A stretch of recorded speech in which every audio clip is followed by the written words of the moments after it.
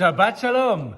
In this week's Parasha, Parshat Lech Lecha, we read about the relationship between Abraham and his nephew Lot.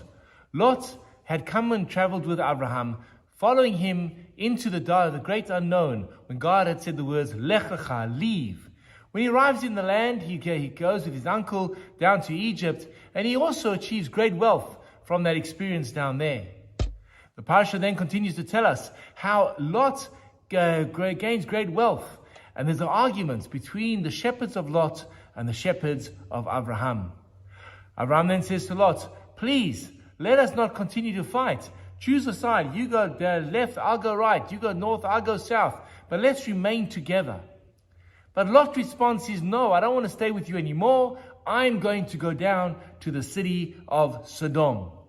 Imagine the pain for Abraham. He had invested in his nephew. He had said, this child who I've raised because his father has died is one of my own. I treat him as my own son. And now he turns his back on me? I have no children of my own. Who will take over the mission of being the Am HaNivchar, the chosen people? But Lot turns his back and he heads down to Sodom. And then a message comes that Lot gets involved in a war. He's kidnapped, and Avram has to drop everything to redeem and save his nephew. There are 2 points I'd like to share with you from the story. Number one, from the perspective of Lot. Lot spurned his uncle.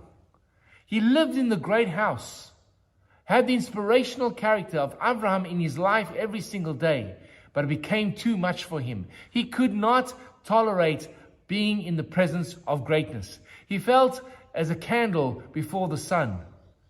Nothing. He was his own personality had been subsumed within the greatness of Abraham. So he felt if he could go away and be with the city of Sodom, which was known for its evil, at least there he could feel, I'm a somebody. And the lesson that we learn from here, the lesson number one, is that when you're in the presence of greatness, yes, it can overwhelm you. But on the other hand, you're in the presence of greatness. Imagine how great you could become if you stayed with them and had a sense of a bit of humility, willing to bend the knee to learn and respect and learn from the great man himself, from Abraham. But there's another lesson, equally important, or probably even more important, and that is from the perspective of Abraham. Abraham had invested in Lot. He had cared for him. And here, Lot turns his back and spurns all the goodness that he had done. He disappoints Abraham. But here was the interesting thing. As soon as Lot was in trouble, Abraham didn't turn his back on Lot and say, you know what? You turned your back on me. You don't care about me. I don't care about you. No. Abraham's response was immediately gather his 300 servants, rush to the defense of Lot, save him, and restore him and the captives. And this is an incredibly powerful lesson of how to overcome the hurt caused and disappointment caused by others. We invest in someone, in a student, in a colleague, in business, and this person goes and lets us down, spurns us, turns his back on us. The natural response is to have animosity in our hearts towards them. And if something happens to them, to go, good, they deserved it. That was not Abraham. He was able to find, he had it in his heart, the love of his nephew, that no matter how disappointed he was, he would continue supporting him, even at his own personal expense and risk to his own life. And that is a powerful message in its own right. So 2 messages today.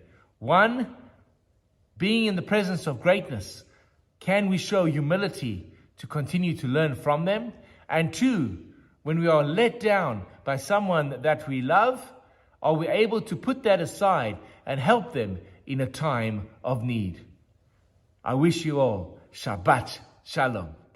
Hi, this is Rabbi Lewin. If you've enjoyed the content of the sermons and the ideas that have been expressed in the YouTube video, please hit that first subscription button and notification bell, and share the videos with friends. We'd love to grow the channel and love to engage with you. Please share your comments in the section below.